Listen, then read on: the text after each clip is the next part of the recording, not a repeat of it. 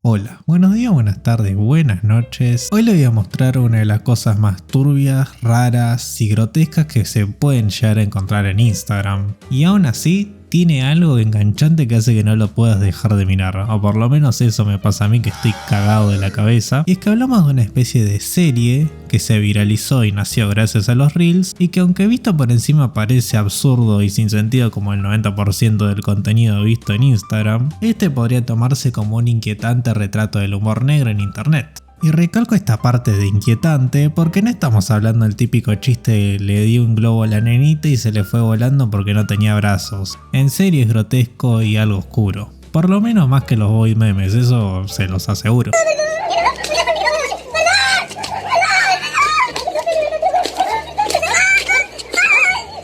Esta serie de la que hablamos combina animación simple con historias simples, humor negro y protagonistas antropomórficos como osos, perros, vacas y humanos. El contenido es bastante extremo, incluso dentro del internet, que ya ni Instagram, sino dentro del internet en general, que logra incomodar bastante. Para que se den una idea de lo que podemos encontrar en esta serie, hay escenas como las de un papá oso haciendo berrinche porque quiere tener relaciones sexuales y la madre le termina dando a la hija. Sí, eso sale en una serie de Instagram. También tenemos escenas de animales adultos matando sesnos o abusando de ellos, y esto es más común de lo que parece dentro de la serie, por más grotesco que pueda parecer. Lo más absurdo de esto es que la serie busca ser graciosa y lo termina haciendo, o sea, el chiste está ahí, pero con bastante violencia de por medio. Y la verdad es que lo que debería provocar rechazo termina provocando risa, pero por lo absurdo de las situaciones. Y si no te da gracia este tipo de humor, por lo menos te quedas a verlo por el morbo. Ahora, lo interesante no es solo el contenido, sino cómo está estructurado. A lo largo de decenas de reels,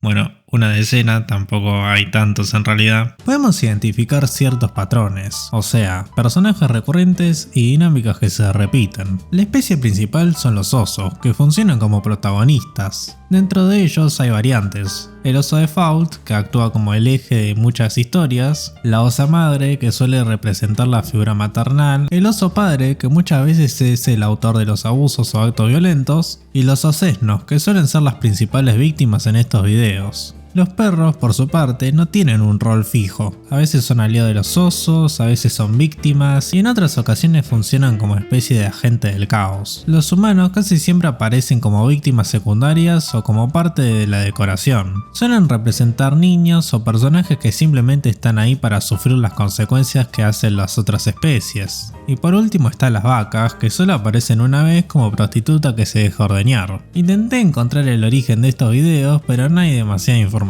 Algunas cuentas se dedican exclusivamente a resubirlos y otras suben uno o dos entre los montones de memes que suelen subir. Esto podría generar un efecto aún más inquietante, ya que no hay autoría clara, ni un contexto, ni explicación. Solo una serie de videos que existen sin un origen claro, y que cada vez tienen más alcance porque más de uno tiene 1 millón de visitas por ahí. Pero lo más interesante de todo es que si lo piensan, empieza a haber una cierta coherencia interna. Por ejemplo, el oso default aparece en casi todos los reels y siempre mantiene un mismo comportamiento: torpe, grotesco y pedo, pero también víctima de su entorno. La osa madre suele tener el rol de mala persona y descuidada con sus hijos. Los lobos funcionan como agente externo sin un rol específico que se estabiliza en el orden de las cosas. Y los humanos tienen el simple y llano rol de ser indefensos e inútiles.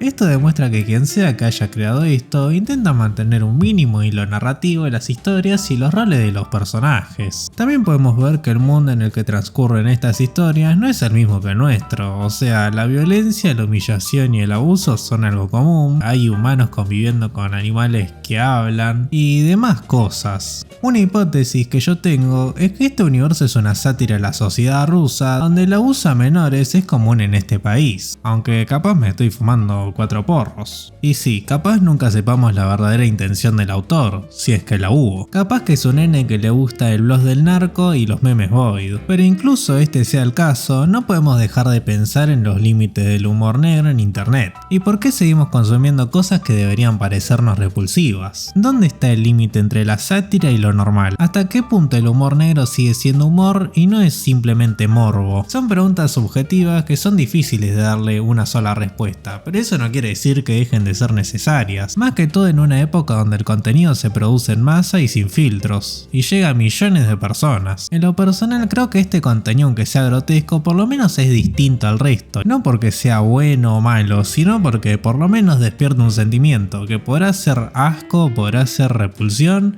podrá ser risa o podrá ser cualquier otro tipo de sentimiento. Pero por lo menos genera eso, un sentimiento, algo que normalmente, si te lo pones a pensar, no generan otro tipo de contenido. Porque yo veo un video de una persona escalando una montaña y realmente no siento nada. Pero veo estos videos y por lo menos digo, qué asco, quiero sacarlo. Sin mucho más que decir, espero que les haya servido este análisis para ver con otros ojos este tipo de contenido. Y me gustaría que me dejen en comentarios qué opinan de este tipo de contenido o en general del humor negro. Por mi parte estoy satisfecho con lo dicho y me despido.